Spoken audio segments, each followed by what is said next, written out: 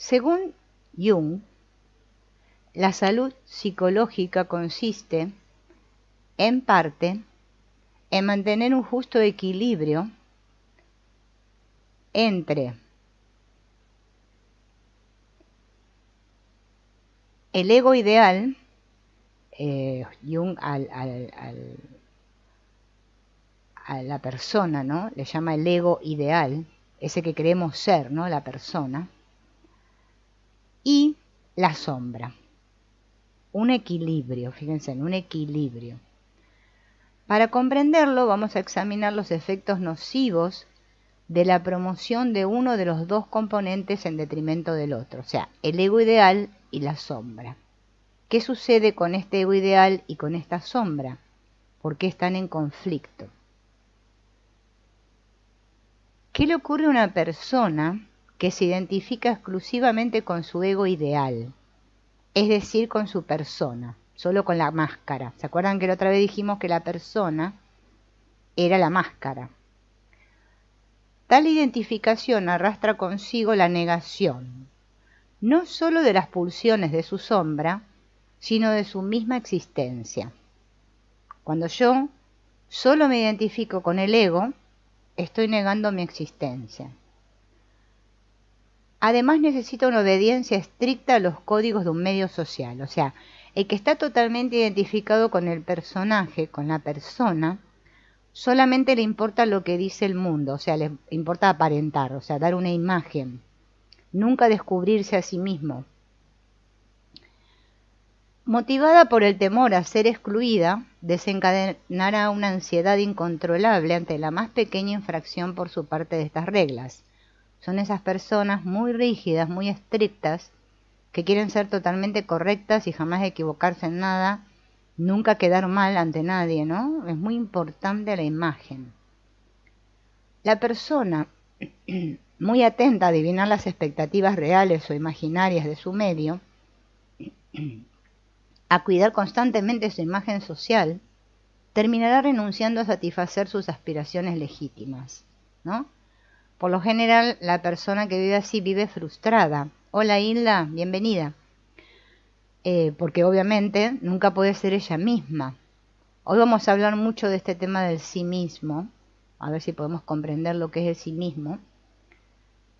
Claro, solamente me importa la fachada, ¿no? Es como vamos a suponer en casa, yo tuviera una linda fachada de mi casa, un lindo frente, un lindo exterior, pero adentro mi casa es todo un desorden. Bien, algo así podríamos decir, ¿no? El tipo del perfeccionista, ¿no? La persona perfeccionista justamente es un ejemplo de esto. El perfeccionista, el que quiere ser perfecto, jamás equivocarse. Incapaz de permanecer en contacto con su sentido y de expresarlo, o sea, el sentido que tiene la vida para él, ¿no? Y poder expresar justamente ese sentido en la vida, intenta disimular sus debilidades, ¿sí? Por miedo a verse pillado en falta, o sea, que lo encuentren siendo incorrecto. Está siempre en estado de alerta y teme meter la pata en cualquier situación, ¿no? Esas personas que son muy artificiales, muy superficiales, se arman mucho, se cuidan mucho de lo que están diciendo, ¿no? Porque no quieren meter la pata en nada, ¿no? Quieren quedar siempre bien. Se encuentran en un perpetuo estado de estrés. ¿Será por eso que hoy en día la mayor parte de las personas viven en estrés, ¿no? Porque estoy sosteniendo un personaje, sosteniendo una máscara. Nadie se asombrará entonces de su intransigencia tanto con respecto a sí mismo como con respecto a los demás, así como de su rigidez psicológica, moral y espiritual. La persona rígida, perfeccionista, tiene estas características. Obviamente que su sombra la tiene totalmente reprimida, ¿no? Los esfuerzos desplegados por el perfeccionista para dar al traste con la emergencia de su sombra serán a la larga insostenibles. Va a llegar un momento que no lo va a poder sostener esto. La tensión psíquica resultante provocará toda clase de reacciones penosas. son personas que se vuelven obsesivas, que tienen miedos incontrolables, prejuicios, desviaciones, todo referido al plano moral, ¿no? Por no hablar del agotamiento psicológico, los estados depresivos que va a sufrir. Por lo general, la persona depresiva es la persona que está muy identificada con la persona, ¿no? Valga la redundancia, con el personaje. Tan compenetrada en sostener la persona, su imagen, que obviamente eso es agotador. Entonces termina por deprimirse. Este tipo psicológico podría compararse a aquel que el teólogo Richard Coté describe como el intolerante con la ambigüedad, que presenta los rasgos siguientes. Tiene una débil autoestima, tiene un pensamiento rígido, un espíritu estrecho, es dogmático, es ansioso, tiene un etnocentrismo acentuado, fundamentalismo religioso, o sea, se agarra mucho a sus ideas, a sus creencias, ¿no? Conformista, es muy prejuicioso, ¿no? Y tiene una creatividad débil. La persona con estas características es la persona que prefiere estar identificada con su ego ideal y no logra integrar su sombra, vuelvo a repetir. A primera vista, el cuadro parece desesperante. Sin embargo, recordemos el refrán, no hay mal que por bien no venga. La depresión de un individuo será un signo claro de que se está imponiendo un cambio y de que ya no debe continuar identificándose con su ego ideal. O sea, es como una llamada de atención la depresión, ¿no? Este fenómeno se verificará sobre todo en la mitad de la vida. Recuerden que la vez anterior hablamos de que hasta los 30 años más o menos nosotros estábamos totalmente construyendo nuestro ego y después de los 30 en adelante lo empezamos a desconstruir, ¿no? En el momento en el que el reconocimiento de la sombra se hace más imperioso, la persona reconocerá entonces que ha llegado para ella el momento de hacerle sitio a la sombra que en vano intentaba ocultar. Por más que yo intente ocultar la sombra va a aparecer una y otra vez. Identificarse solo con la sombra, o sea, recién hablamos de identificarse solo con el ego ideal. Ahora vamos a ver qué pasa cuando me identifico solo con la sombra. Es otra manera insostenible de resolver la tensión persona-sombra y consistiría en privilegiar el lado sombrío de uno mismo y en obedecer justamente a las pulsiones que me vienen de la sombra sin aplicar el discernimiento. Quien opte por esta solución se convertirá rápidamente en víctima de su sombra, adoptando toda clase de conductas reprensibles. Tendrá comportamientos desviados, instintivos, primitivos, infantiles, regresivos, etc. La vida en sociedad va a resultar imposible para él porque dejaría entonces el camino libre a justamente todas estas inclinaciones sádicas, envidiosas, celosas, sexuales, etc. En pocas palabras, el que consiente en convertirse en su sombra se condena a vivir bajo la autoridad de sus concupiscencias. Fíjense, acá tenemos los dos extremos. O la identificación total con el ego ideal, con la máscara, con la persona, o la identificación con la sombra. Lo que tenemos que lograr es integrar estas dos partes en nosotros. La novela de Robert Louis Stevenson, El extraño caso del Dr. Jekyll y Mr. Hyde, que es muy conocida, ¿no es cierto? Hola Natburg, habla justamente de lo peligroso que es identificarse justamente, exclusivamente con este lado tenebroso. John Sandford, un analista junguiano, hace un análisis penetrante de esta historia, en el que el protagonista, que es el Dr. Jekyll, sucumbe al hechizo progresivo ejercido por su sombra. Al beber una poción que él mismo ha elaborado, el generoso médico se transforma poco a poco en un personaje sórdido que se llama Edward Hyde. Después de sus primeros intentos de identificación con su sombra, es decir, con su alter ego, que es Hyde, Jekyll se da cuenta del peligro que corre, ¿no? Si ustedes leyeron esta novela, llega un momento, ¿no?, que se encuentra en una encrucijada el Dr. Jekyll. Se apresura entonces a justificar esta aventura del desdoblamiento de sí mismo, que según sospecha puede conducirlo a la decadencia moral, e intenta convencerse de que hace esta experiencia en nombre de la ciencia. Para mantener su buena conciencia, califica de anodina esa transformación. Llega incluso a no ver en ella más que una cierta alegría del carácter. En verdad, el generoso trato con su doble Hyde le aporta un cierto goce que podría todo lo más llevarle a cometer locuras sin consecuencia. Fíjense, ¿no? Esto de justificar nuestras conductas también es algo común en los seres humanos. Fíjense que él es lo que hace, ¿no? El protagonista. Como diciendo, no, esto es un experimento científico que estoy llevando a cabo.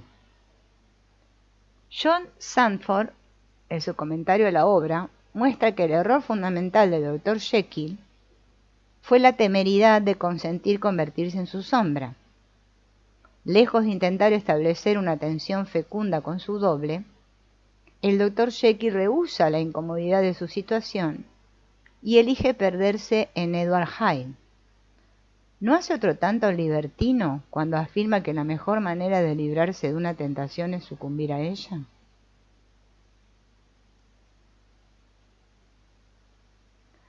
A medida que Jekyll se complace en devenir Hyde, en transformarse en Hyde, cede cada vez más a las exigencias de este tenebroso personaje.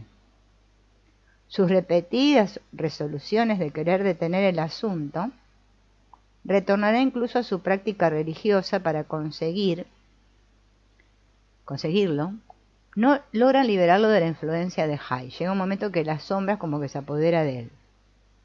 Alcanza entonces un punto de no retorno en el que todo sentido moral y todo dominio de sí mismo se le escapan.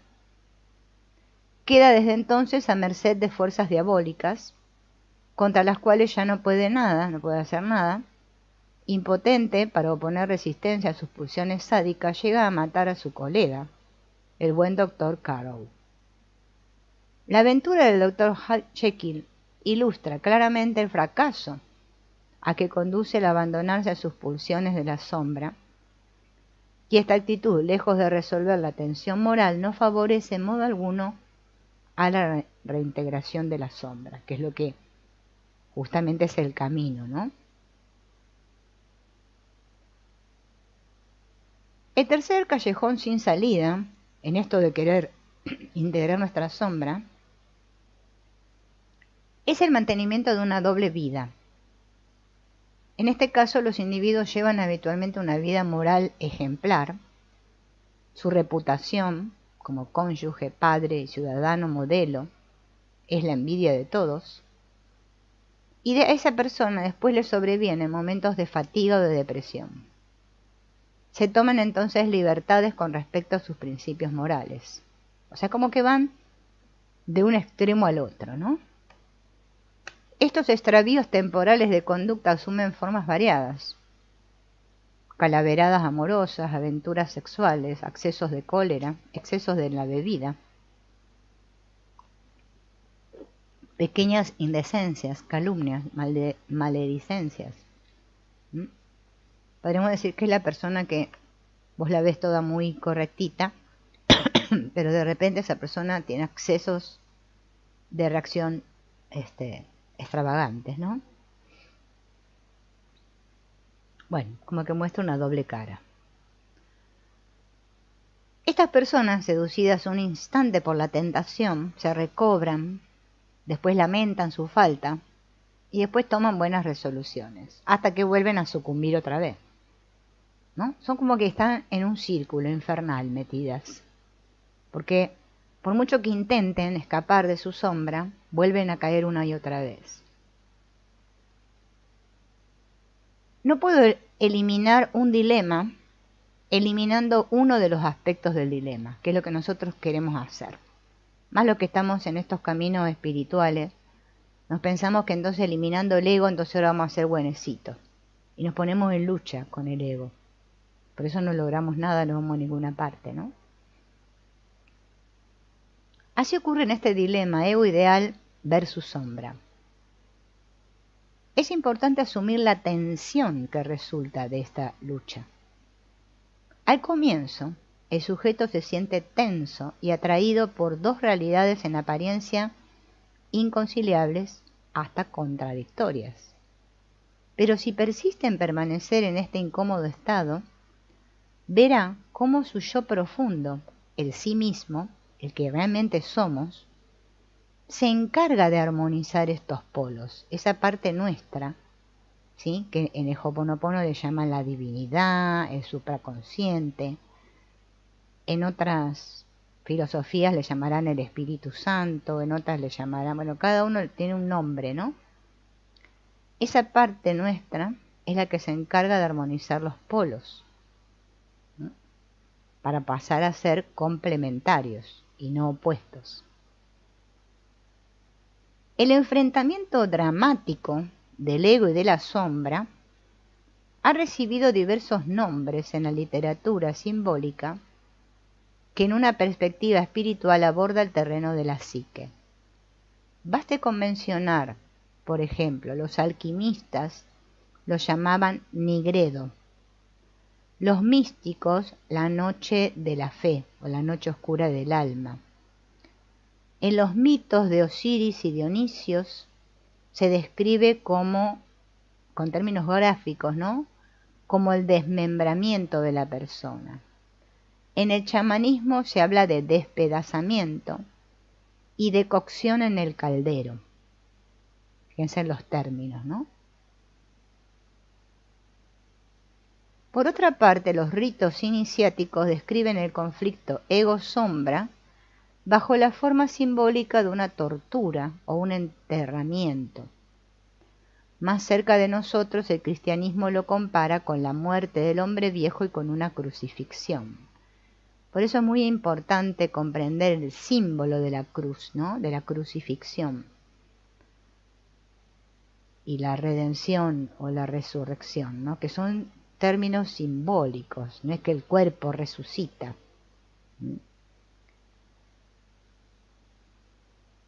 Bien.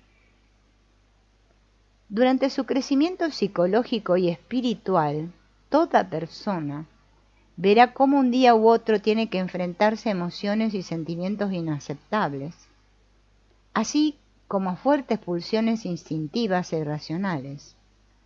Igualmente deberá aprender a no darles libre curso y a no rechazarlos. O sea, ni tengo que dejar que sigan su curso, ni tampoco me tengo que oponer. Simplemente tendrá que reconocer que estos movimientos forman parte de su dinamismo interno y aceptarlos, sin procurar deshacerme de ellos. O sea, todo camino que yo emprendo en que me quiero deshacer de algo está destinado al fracaso. Yo, el único camino que tengo es ir hacia adentro y aceptar, acoger, ¿no? Como explica Byron Katie en su trabajo, que ella dice bien claro que la mente no se puede parar. La gente se piensa que puede parar la mente. No se puede. Yo lo único que puedo hacer es acoger o recibir mis pensamientos con comprensión. Por eso ella pone la mente en papel, ¿no?, y hace ese trabajo de escribir y cuestionar. ¿Qué es lo que nosotros no hacemos? Cuestionarnos nuestros pensamientos. Nunca cuestionamos nada. Lo que hacemos es justificar. Y a justificar es que por eso nunca salimos. Esta actitud de acogida, que evita la autoliberación como el rechazo, se vincula a la enseñanza de la filosofía Zen sobre el tratamiento de la cólera. Abstenerse de obrar bajo el dominio de la cólera, pero guardarse de rechazarla. acogerla en uno mismo, con el fin de domesticarla, comprenderme, abrazarme, atenderme, podríamos decir también. En el curso de la vida, la sombra crea sin cesar estas divergencias entre entidades psíquicas que pueden llegar a requerir su armonización. Robert Johnson sostiene que trascender las oposiciones aparentes, cultivando el sentido de la paradoja, constituye un progreso inestimable en el plano de la conciencia. Muchas personas viven de un modo dual, aman u odian, expresan sus emociones o las reprimen, trabajan o descansan, se dan a los otros o se ocupan de sí mismos, se relacionan con alguien o se aíslan, actúan o meditan, etc. Estas oposiciones aparentes se revelan como complementarias en quien ha cultivado una visión paradójica de las cosas. Por otra parte, el mantenimiento de una mentalidad dualista perjudicará considerablemente el desarrollo espiritual. Todo progreso en este orden presupone, en efecto, una visión armonizadora de las antinomias de lo real. Así el que no consigue resolver las tiranteses de su vida interior, provocadas por los conflictos de orden emocional, las pulsiones contrariadas, los deberes opuestos, los valores en apariencia contradictorios, se condena a la esterilidad espiritual. Por eso, no sé si ustedes han visto algo o escuchado algo de la Gestalt, la teoría gestáltica, de la figura fondo, que justamente habla de esto, de integrar los polos opuestos. Si yo permanezco en uno de los polos, obviamente, ¿no?, que nunca voy a estar integrado en el centro, como el péndulo, que va de un extremo al otro. Es trascender la dualidad, ¿no? En cambio, el que consigue conciliar las dualidades enfrentadas en su existencia, tiene muchas posibilidades de llegar a una vida espiritual armoniosa. Esto es lo que hace decirle a Robert Johnson, analista junguiano, que el arte de transformar las contradicciones en paradojas pertenece a la función simbólica de la religión.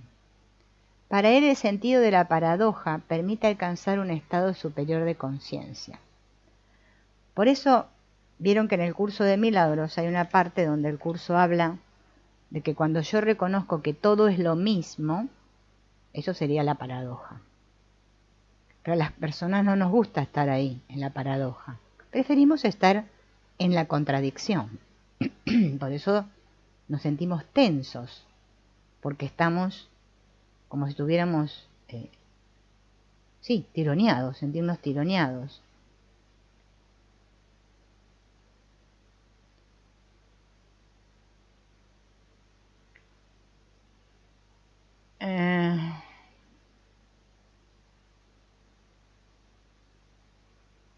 A ver.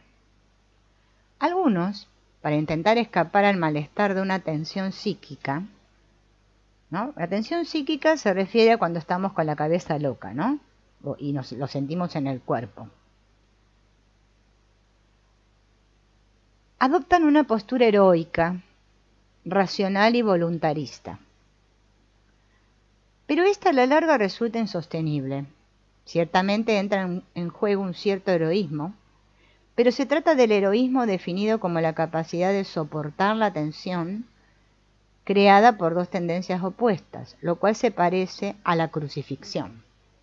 Fíjense en que la crucifixión, el símbolo de la cruz, es dos palitos cruzados, ¿no? Y por eso cuando estoy en contradicción, me crucifico. Por eso hay que aprender a ver la vida como símbolos, ¿no?